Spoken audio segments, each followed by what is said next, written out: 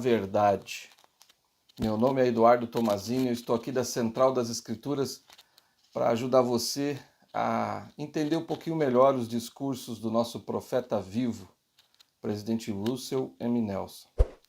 Se você ainda não é inscrito no nosso canal, se inscreve, dá o seu like se você gostou do vídeo e faça seus comentários também, compartilha com os seus amigos.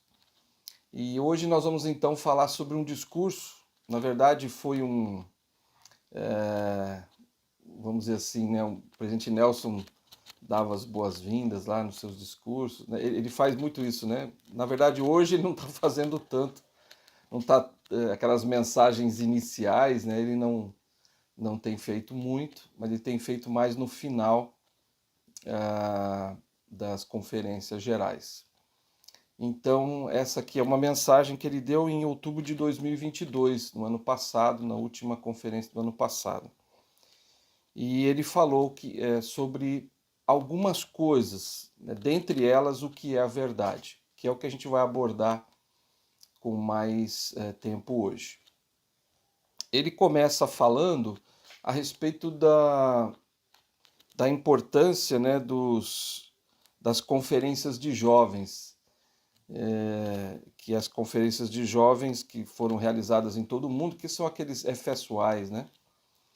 E essas conferências, os jovens estão aprendendo bastante, como ele disse, a respeito do que aconteça em sua vida, sua maior força vem do Senhor. Então, a força dos jovens realmente vem de Cristo. E eu testifico isso, realmente nós tivemos, eu e minha esposa participamos do FSY agora em 2023 e foi uma experiência grandiosa para nós. Sentimos fortemente o Espírito do Senhor e a presença do Salvador lá conosco, e a juventude também sentiu muito forte o Espírito do Senhor lá. E também o presidente Nelson falou a respeito dos templos, né, que ele disse assim: nós nos regozijamos pelo fato de que mais templos estão sendo construídos no mundo todo. Com a dedicação de cada novo templo, um poder divino adicional vem ao mundo para nos fortalecer e para combater os crescentes esforços do adversário. Eu fiquei bastante impressionado com isso também, com esse final, né? Ele está dizendo, olha, cada novo templo, um poder divino adicional vem ao mundo para nos fortalecer e para combater os crescentes esforços do adversário. Então, a construção de templos não é só uma construção, né? Tem por trás de uma construção, da construção de um templo, convênios são realizados por pessoas que estão aqui desse lado do véu, e também muitas pessoas são fortalecidas pela frequência ao templo, são iluminadas, recebem revelação e, claro, é feito também a coligação de Israel por meio das ordenanças, tanto dos que estão deste lado do véu como aqueles que estão do outro lado do véu. Então, sem dúvida nenhuma, cada templo que é construído, como falou o presidente Nelson, combate os crescentes esforços do adversário. Por isso que os templos estão aí. Cada vez mais templos serão construídos. Talvez nós vamos ter templos menores, mas vamos tê-los com muito mais quantidade, para que então as pessoas tenham acesso à maravilhosa oportunidade de estar na casa do Senhor, mais perto do Senhor. Então isso vai com certeza ser já está sendo, né? O presidente Nelson anuncia 15, 17 novos templos a cada conferência, e isso vai continuar. Tenho certeza que isso vai continuar, e o mundo será grandemente abençoado por isso. Mas o presidente Nelson, ele disse mais. O abuso é uma expressão da influência do adversário. é um pecado grave. Como presidente da Igreja, confirmo os ensinamentos do Senhor Jesus Cristo sobre esse assunto. Permitam-me ser perfeitamente claro. Qualquer tipo de abuso contra mulheres, crianças ou qualquer pessoa é uma abominação para o Senhor. Ele se entristece, e eu me entristeço, toda vez que uma pessoa é agredida. Ele chora, e todos nós choramos, por cada pessoa que tenha sido vítima de qualquer tipo de abuso. As pessoas que cometem esses atos hediondos não apenas são responsáveis perante as leis dos homens, mas também enfrentarão a ira de Deus. Há décadas, a Igreja tem tomado extensivas medidas para proteger especialmente as crianças contra abusos. Há muitos recursos de auxílio no site da Igreja. Eu os convido a estudá-los. Essas diretrizes existem para proteger os inocentes. Exorto cada um de nós a estar atento a qualquer pessoa que esteja em perigo de sofrer abuso e a agir prontamente para protegê-la. O Salvador não vai tolerar abusos. E como seus discípulos, nós também não podemos tolerá-los.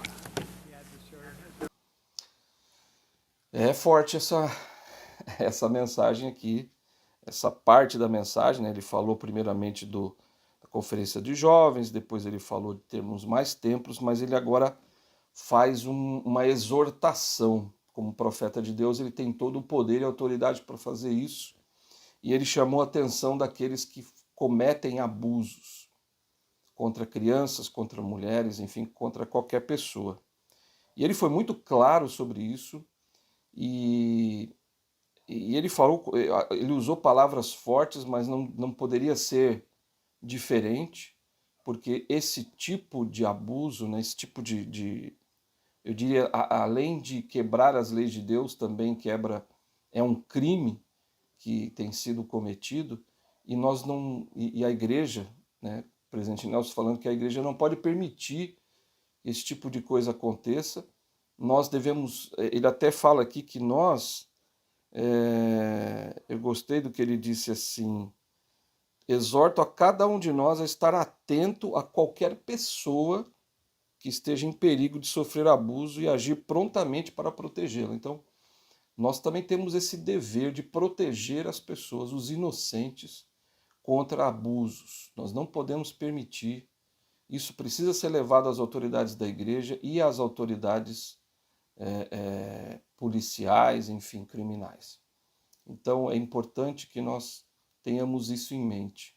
É importante que aqueles que praticam esse tipo de coisa se arrependam e possam mudar suas atitudes. Porque o Senhor, ele disse, o Senhor não vai tolerar isso. E ele foi bem enfático nisso, né? Que o Senhor não vai tolerar e também vai enfrentar a ira. Ele disse aqui, né? Enfrentarão a ira do Deus Todo-Poderoso. Então tome cuidado. Se você está assistindo esse vídeo, você pratica esse tipo de coisa, porque o Senhor não está satisfeito com a sua atitude. E você que por acaso sofreu abuso, busque ajuda.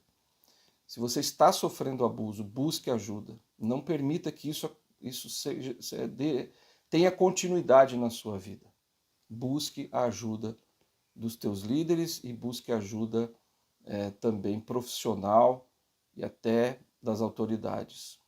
Então, não permita. E se você sabe de alguém que está passando por isso, ajude essas pessoas também para que sejam protegidas.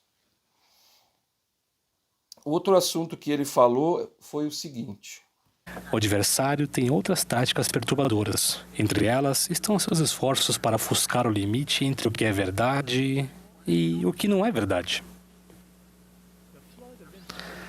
A torrente de informações disponíveis na ponta de nossos dedos, ironicamente, torna cada vez mais difícil determinar o que é verdade.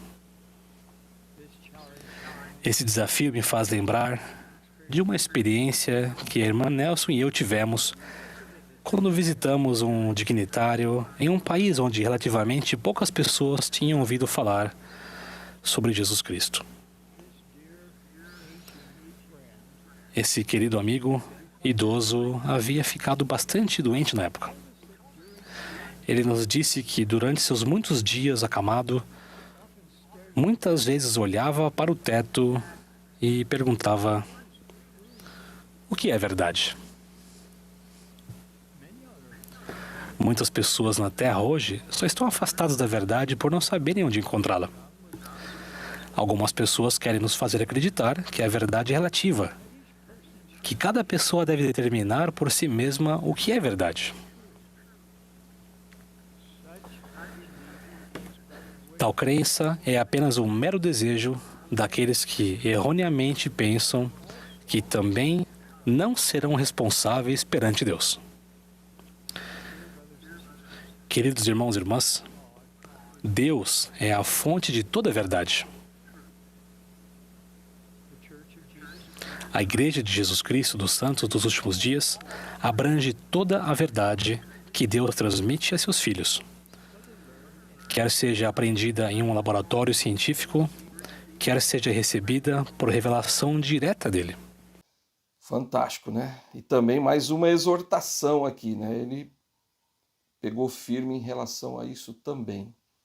E ele disse que é uma das táticas perturbadoras de Satanás, fazer com que as pessoas... ofuscar, né, a verdade. E esse é um problema que a gente tem vivido, e eu tenho visto muitas pessoas, e até mesmo membros da minha própria família, que têm enfrentado isso e tentado... a verdade na vida deles tem sido ofuscada. Isso é muito preocupante. E a gente precisa tomar alguns cuidados. A gente precisa entender certas coisas que talvez a gente ainda não entenda. E eu fiquei procurando, né, o que é verdade, né, o que significa isso. Em Doutrina e Convênios 93, 24 diz assim: verdade no Guia de Estudo das Escrituras, né, e tem a ver com a Doutrina e Convênios 93, 24, diz que é o conhecimento das coisas como são, como eram e como serão. A verdade também se refere à luz e revelação dos céus. Então, o que é a verdade? É o conhecimento das coisas como elas realmente são, de como elas eram e como serão. Então, a verdade é isso, ela é imponente, ela existe e não dá para mudar. A verdade é a verdade, ela não pode ser... a gente não consegue ficar mexendo na verdade, né? Tentando maquiar a verdade. Não existe. A verdade é a verdade. Só que algumas pessoas acabam por tentar ofuscar a verdade. E pegando, né, partes da verdade com mentira. Lembra quando Satanás ele disse... Satanás, essa é uma das armas dele, né? Mesclar a verdade com a mentira. Então ele procura fazer com que a humanidade se perca fazendo isso. Isso começou lá no Jardim do Éden, lembra? Quando ele então falou para Adão e Eva assim: se vocês comerem do fruto, vocês não vão morrer. Isso era mentira. Não, mas vocês não vão morrer e vocês vão ter o conhecimento do bem e do mal. Isso era verdade. Mas que eles não iriam morrer era mentira. Então Satanás sempre tentou, e ele vai continuar fazendo isso, ele já tem feito isso por todos os milênios que a Terra existe, ele tem procurado fazer isso, mesclar a verdade com a mentira. Só que isso acaba, claro, trazendo a mentira, trazendo aquilo que é falso, e acaba atrapalhando o desenvolvimento espiritual das pessoas. O presidente Uchtdorf ele fez um discurso que eu achei fantástico, chamado O que é a Verdade?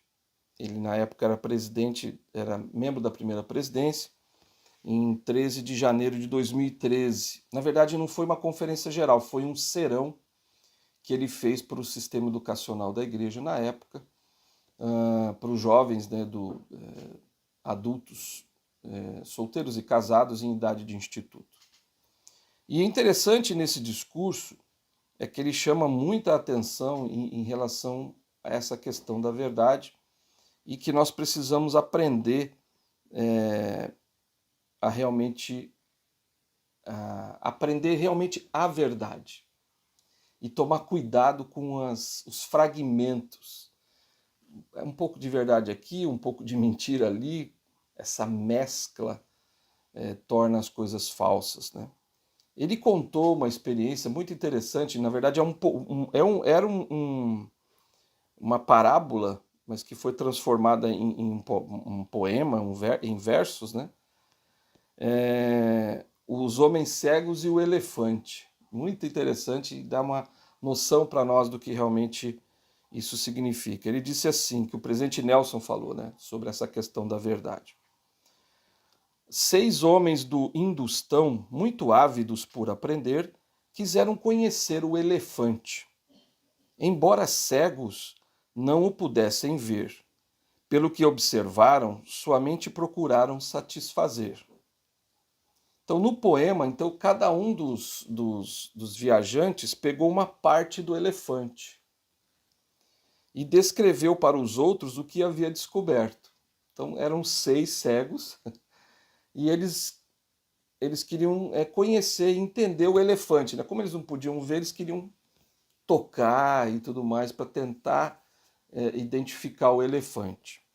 E aí então cada um pegou uma parte do elefante. Um dos homens encontrou as patas do elefante e o descreveu como sendo redondo e áspero como uma árvore. Então para ele o elefante era um animal redondo e áspero. O segundo, né, ele sentiu as presas e descreveu o elefante como uma lança. Então o elefante é como se fosse uma lança, porque ele pegou ali só nas presas do elefante. O terceiro agarrou a cauda e insistiu que o elefante se parecia com uma corda. E um quarto descobriu a tromba e afirmou que o elefante era como uma grande cobra. Então cada um deles descrevia a verdade como, né, ele entendeu ela. E como sua verdade se baseava em uma experiência pessoal, cada qual insistia que tinha conhecimento do que sabia. Então olha só, não, eu toquei, eu fui lá, eu senti ali, né, o elefante, eu sei como é que ele é. E o poema conclui dizendo: então aqueles homens do Hindustão por muito tempo ficaram a debater, cada qual com sua própria opinião a defender, sem querer ceder.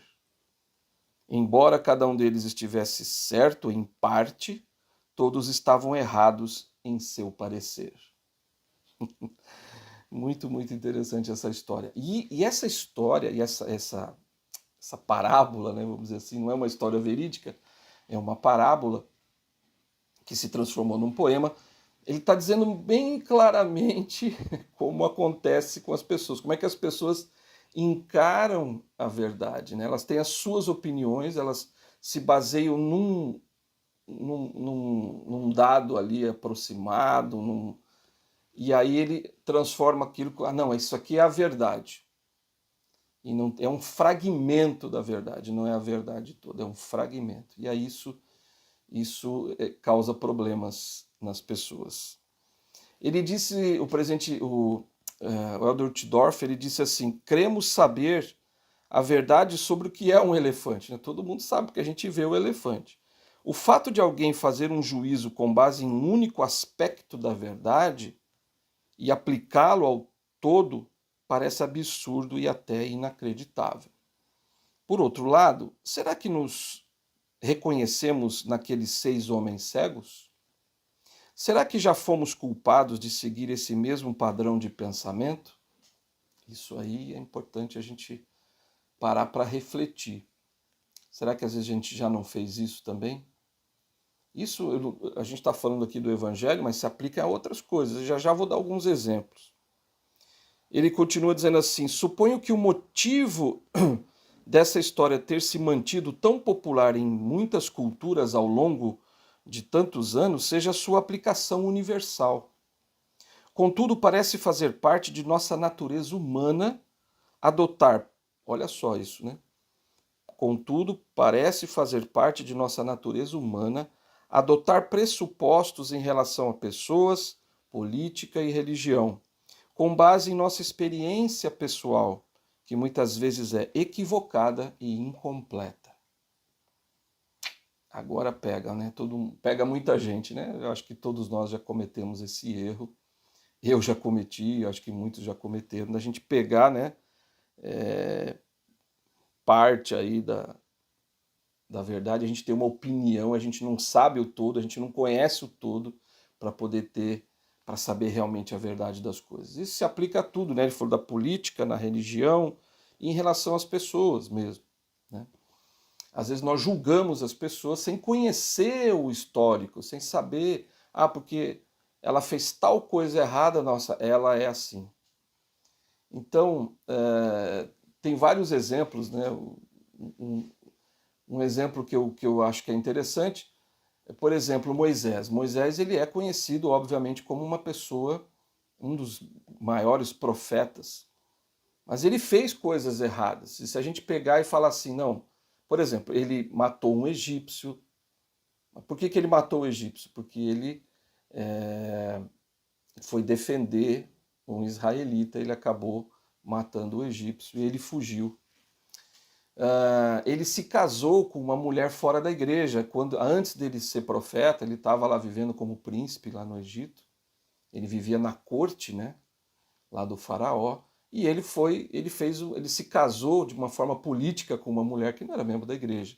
A irmã dele, a Miriam e Arão, tocaram nesse assunto para dizer que ele não era um profeta, vamos dizer assim, adequado, né? Ele não poderia ser o profeta de Deus tendo cometido esse erro. E aí o Senhor os castigou duramente, né? A Miriam ficou até leprosa, enfim.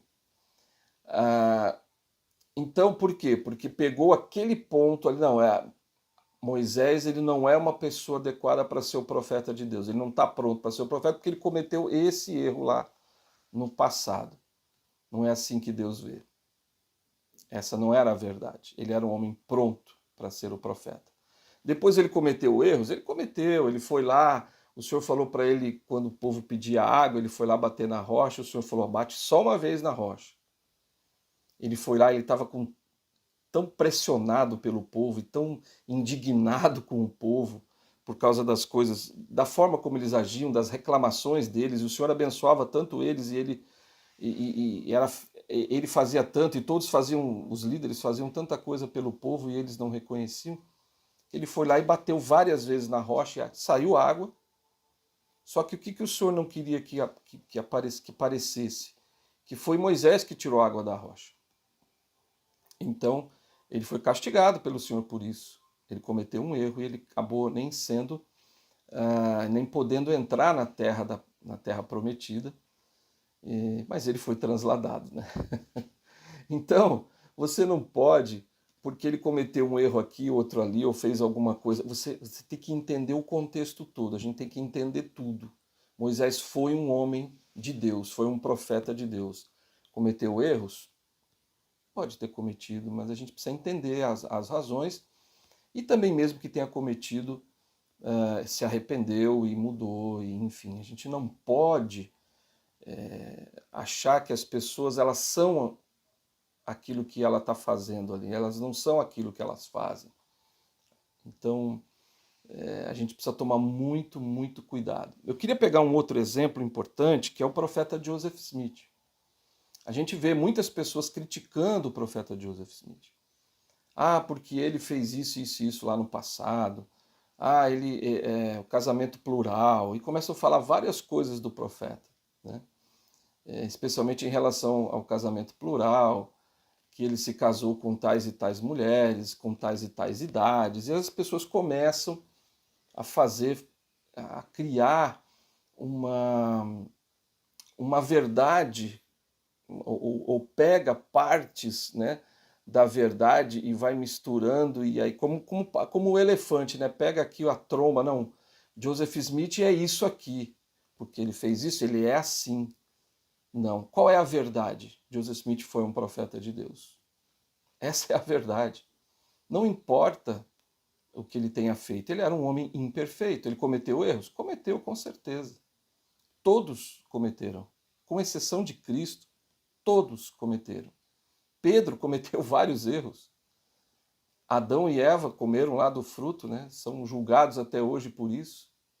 E algumas, na verdade, a maioria das religiões criticam Adão e Eva por terem comido do fruto. Então, e qual que é a verdade realmente? É que por causa deles terem comido do fruto, nós estamos aqui. Então, a gente precisa tomar bastante cuidado para não pegar fragmentos ou pegar uma coisinha aqui e transformar aquilo em verdade. Cuidado, não é assim que funciona. O elefante, a gente tem que olhar ele como um todo, né? E não pegando partes. E eu queria deixar aqui o meu testemunho sobre isso. Que a gente tome muito cuidado. Cuidado com as opiniões, cuidado com os julgamentos que nós fazemos. A verdade, ela é absoluta. A verdade, ela está pronta, ela é o conhecimento de como as coisas realmente são. Então, é isso. Essa é a mensagem que o presidente Nelson quis deixar, para a gente não ofuscar a verdade, para a gente tomar esse cuidado.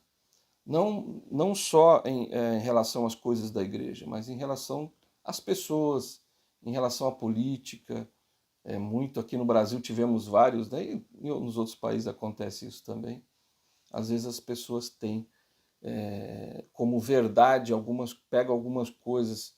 Não me refiro a um lado ou outro, esquerda ou direita, isso eu acho que dos dois lados errou-se bastante, né? Pegando fragmentos daquilo do que era e realmente não era verdade. Então, precisamos tomar esse cuidado para que a gente saiba, para julgar, você precisa realmente saber todo o contexto, entender tudo ali que está sendo dito, que está sendo falado, o que foi feito. Então, cuidado com os julgamentos. E cuidado em relação às doutrinas, a doutrina da igreja, em relação aos profetas, em relação às coisas, às escrituras. Então, tem pessoas que ficam buscando pelo em ovo, né? A gente fala, né? Fica buscando achar erros, defeitos. Então, o reino de Deus, ele é perfeito. A igreja de Jesus Cristo dos Santos dos Últimos Dias é o reino de Deus na terra. Ponto. Essa é a verdade absoluta. Houveram líderes que cometeram erros, houveram pessoas que fizeram coisas que não foram. É óbvio, sim.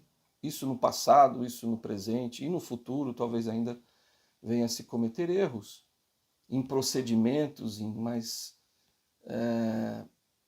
a verdade ela é uma só. O reino de Deus na terra é a igreja de Jesus Cristo dos Santos dos Últimos Dias.